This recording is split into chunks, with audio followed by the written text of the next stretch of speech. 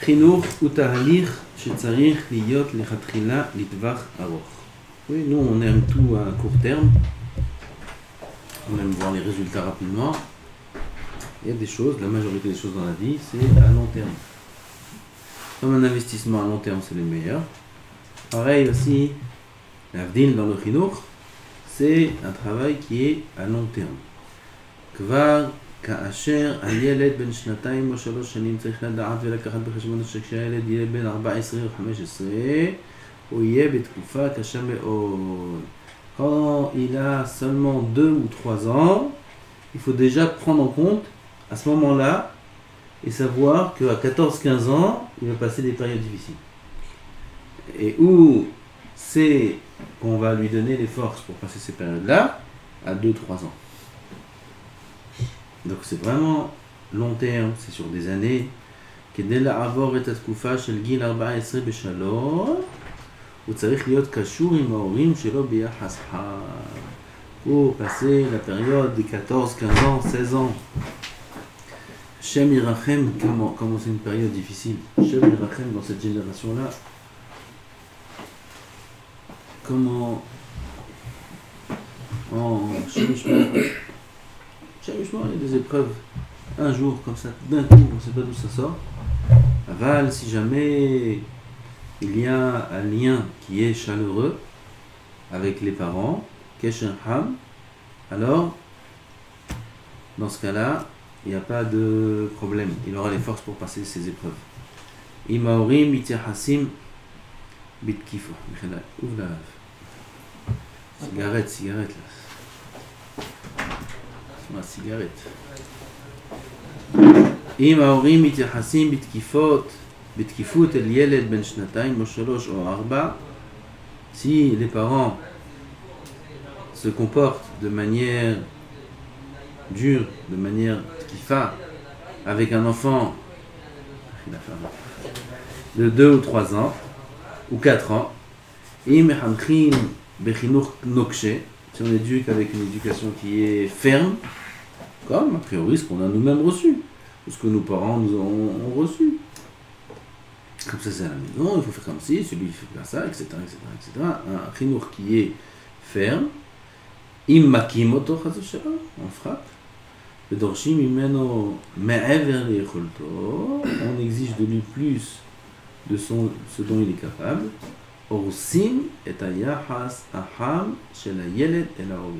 Tout simplement. C'est pas que il y aura des répercussions et il va se venger et il va se rebeller parce qu'il a reçu des coups quand il était petit. Non. La seule et unique raison, c'est qu'il n'y aura plus le kasher qui est kham entre l'enfant et ses parents. Et à partir du moment où il n'y a plus ce rapport là chaleureux, alors l'enfant n'a plus la force, il n'a plus aucun moyen de surmonter les épreuves.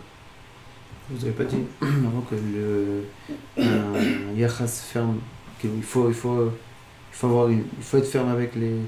qu'il faut être... Non. Moi j'ai dit ça. Il faut être ferme avec les enfants. Pas ferme dans le mauvais sens. Non, il faut dire ferme. Ferme, ça veut dire qu'il faut être clair dans ce qu'on demande. Oui, okay. Pas laisser les enfants faire ce qu'ils veulent, mettre des limites. Okay. Oui, et ces limites-là, il faut les tenir de manière claire. Okay. D'accord? Mais ferme, on parle ici d'un chinour qui est ferme. Ça veut dire un rapport ferme. Toujours. Il répond de manière katsa. Ah. Oui, non, oui, je t'ai dit. Alors, boum. Comme à l'armée, qui loue un soldat, son enfant. Ça, c'est ferme. Alors, il n'y a pas aucun cachet avec ses parents. Il est là, comme un robot. Il a joué, il faut ranger, il faut truc. De temps en temps, il reçoit un bisou, il a envie de vomir.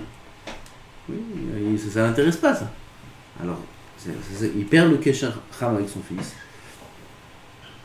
ou sa fille, ce qui fait que quand il aura des épreuves, quand ce sera difficile, il n'a pas la force de les surmonter, alors automatiquement il va s'attacher à toute source de chaleur.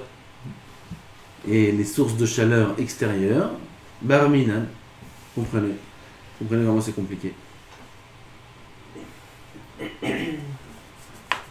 C'est pour ça qu'il va ailleurs parce qu'il cherche du... Bien sûr, ils sont bons les enfants qui Même les enfants qui tombent, etc., ils sont bons, seulement ils n'ont pas reçu ce qu'il fallait à la maison. En général, à Pirov. Aujourd'hui, c'est toujours le cas, ou même ça, c'est... À Pirov, en âme, aujourd'hui, pourquoi il y a tellement de Neshira, tellement de problèmes de chinois, etc. Parce que les gens, ils sont surchargés dans leur tête, comme il n'y avait pas avant.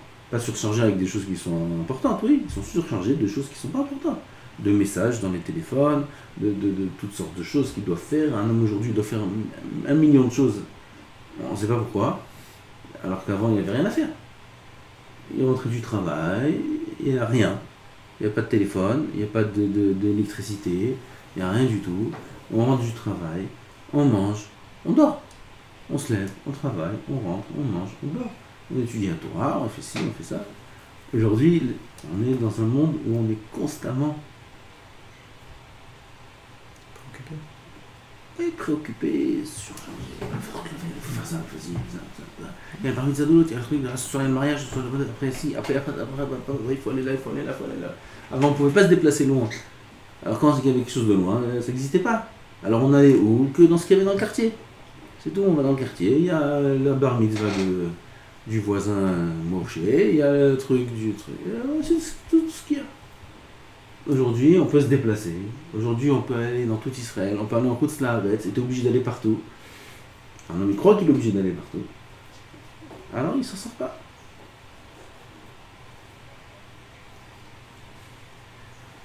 Ils nous ont facilité la vie avec les téléphones, avec ça. Ils ont cru qu'ils nous ont noyés.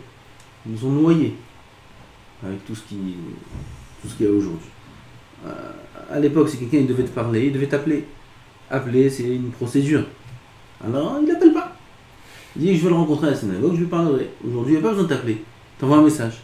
Alors, toute la journée, message, il faut répondre à tout le monde. Et alors, il répond au moment où il ne doit pas répondre, au moment où il doit travailler avec ses enfants ou avec sa femme, etc. Pekitso, ça fait qu'aujourd'hui, on a beaucoup moins de patience et on a beaucoup moins la force de donner du yachas, d'affection, de yachas, de considération à ceux qui nous entourent. הילד עדיין זקוק להורים, אמנם בשלב מוקדם כזה עדיין לא מתגלה החסרון של היחס. Ça, on ne le remarque pas quand il est petit. Quand il a 4 ans, 5 ans, 6 ans, on ne remarque pas que l'enfant il s'est détaché du yachas. Pourquoi? Parce qu'il est encore dépendant. Même si on est dur avec lui, même si on est un robot, il vient, il est encore gentil, il est mignon, il est là, papa, maman, tu peux me donner, tu peux m'acheter, parce qu'il est petit. Mais dès qu'il a 14-15 ans, qu'il devient un petit peu indépendant et qu'il peut trouver ce qui l'intéresse ailleurs, putain, le pauvre une fois, il est plus avec nous, qu'est-ce qu'il a? On le sent pas. Et les études, il veut plus travailler, et il veut plus ci, il veut plus ça, et personne ne comprend ce qu'il a. הילד עדיין זקוק לו, אבל אחר כך כשהילד בן 14 באים ההורים מופתעים וצועקים, quand il a 14 ans, les parents ils viennent étonnés, ils crient, je comprends pas ce qui se passe avec mon fils, il me parle plus, il s'est renfermé, il me raconte plus rien, je comprends pas ce qui se passe chez lui, qu'est-ce qui lui passe dans la tête? כשההורים באים ושואלים אותי מה לעשות, אני שואל אותם, quand le Rav parle à la Shalom, il dit quand les parents venaient lui demander quoi faire, il demandait aux parents, dis-moi, tu as frappé ton enfant quand il avait 3 ans? Et lui il répond, bah oui bien sûr, il faut bien que je l'éduque, il faut l'éduquer. Alors il répond le Rav, alors maintenant tu payes les cours que tu lui as donnés. C'est ok. Comme ça. Clair, oui, c'est simple. Boum. Ni psychologie, ni psychologie, ni trucs, ni tipulka, on va lui faire de la pâte à modeler, on va lui faire ci, on va lui faire du dessin. C'est pour eux ça. Elle a marre. Le yachas, il n'était pas bon. Alors si c'est réparable encore, qu'il répare le plus vite possible, si c'est plus réparable,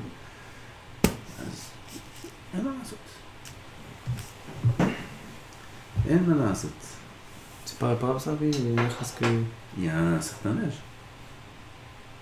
Après un moment où l'enfant il est parti, il dit non, super. J'aime les enfants. Là, j'étais en France, c'est un couple, on m'a dit, un enfant de 2 ans, il donne des coups. Il n'écoute pas, il doit ramasser les jouets. Il doit ramasser les jouets, à 2 ans. S'il ne ramasse pas les jouets, tréha.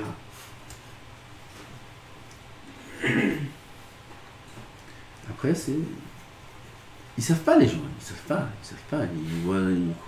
Ils sont pas. Moudrachim, comment on dit? כן, ils reçoivent pas d'admacha. המכות והיחס הנוקשים מפעפעים בתת ההכרה של הילד מבלי שהוא יודע les coups, le rapport qui est ferme, dur, développe.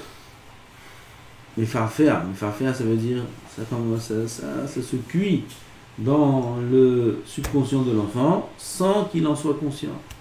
הדברים נסתרים בתוך נפשו ובזמן ההתבגרות הדבר יוצא ומתגלה. Et quand il arrive à la התבגרות, à l'adolescence, ça se dévoile, ça se développe.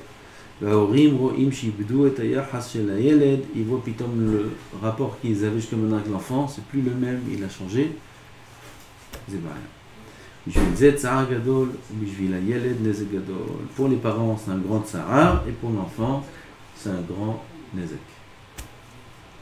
החינוך של ילד קטן צריך להיות לטווח ארוך. Il faut savoir que l'éducation est à long terme.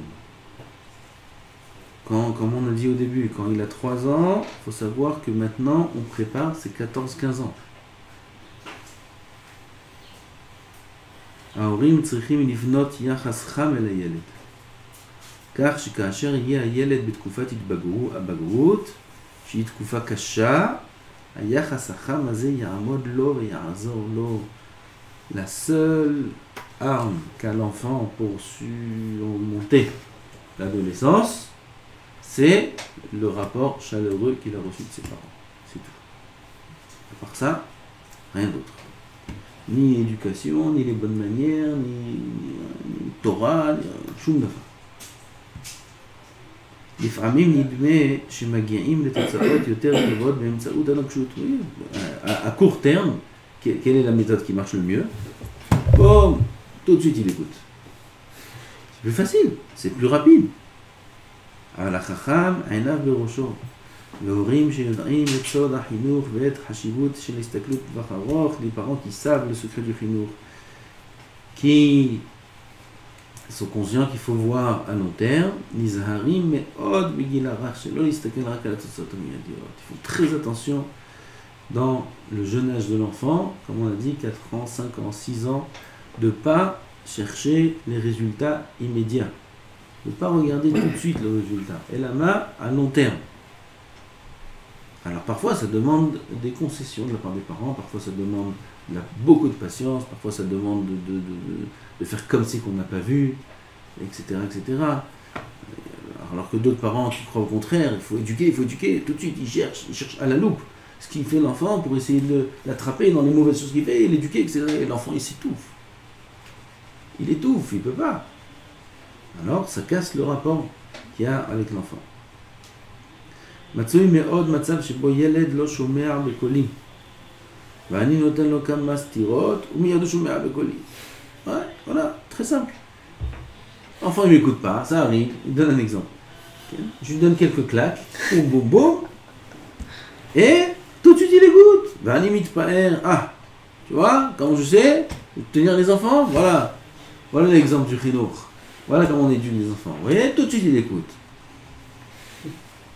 אבל זוהי שמחה מוקדמת מאוד, c'est une joie très très précoce. On dit précaire ou précoce? Très מוקדמת. Il se réjouit trop vite. celui-là. ועוד, בעד ההנהגה הזו, עתידים לשלם כאשר הילד יהיה בן 14 ובן 15. Par rapport à ce comportement-là, les parents, ils vont payer lorsque l'enfant, il aura 14-15 ans. Ils vont payer sur ça. Lui, maintenant, il se limite pas de dire qu'il s'est bien éduqué. Tout le monde voit comment l'enfant me met, il ne bouge pas. très sérieux, il bouge pas, il dit bonjour à tout le monde, il dit merci à tout le monde, il débarrasse et tout comme un robot, ça va lui coûter très cher. Quand il aura 14-15 ans, puis Tom il verra son enfant qui devient comme un voyou, qui n'écoute plus personne. Ah, il comprend pas, pourtant je l'ai éduqué toute sa jeunesse, je l'ai éduqué comme il faut, etc. etc. Il l'a pas éduqué, il l'a détruit. Il l'a pas éduqué. Il voulait en faire un robot, il a un robot jusqu'à 14 ans. Après 14 ans, c'est plus un robot. Alors il devient lui-même, et voilà le résultat. Après c'est très difficile. C'est toujours réparable, c'est très difficile. Alors ça c'est un point important. Éducation, qu'on a pris aujourd'hui, c'est à long terme. À long terme. Il ne faut pas regarder le résultat maintenant, parce que le résultat maintenant, on ne pourra pas l'obtenir avec des moyens qui sont corrects. On pourra les obtenir avec des moyens qui ne sont pas corrects. Et ça va coûter cher à long terme. Donc il faut regarder à long terme, il faut laisser passer. Aïkar, qu'il y ait une bonne ambiance. Et si parfois il faut reprendre l'enfant parce qu'il a fait quelque chose de pas correct, tout de suite après, il faut lui expliquer, l'amadouer, même si on a dû lui donner une punition à un moment parce qu'il a fait quelque chose de grave, parce qu'il a levé la main, parce qu'il a dit une vulgarité, parce que on est obligé d'éduquer. Il vient de l'école, il vient avec des mots, tu sais pas d'où il les a sortis. Il y a des choses comme ça. Il faut lui expliquer à l'enfant que ces mots-là, on ne rentre pas à la maison. Que ces comportements-là, ce n'est pas des comportements qui marchent chez nous. Il y a un niveau d'éducation que l'enfant doit avoir. Si parfois on doit faire ces choses-là, ça doit se faire avec amour. Et si parfois on doit le faire avec rigueur, ça doit suivre d'un amour.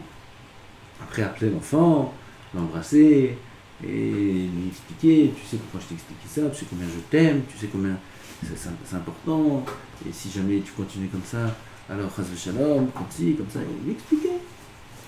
Sur le coup, on lui a reproché juste tout de suite après, on lui explique ou un peu plus tard? Un peu plus tard, ça dépend du nian, ça dépend combien c'était grave, ça dépend.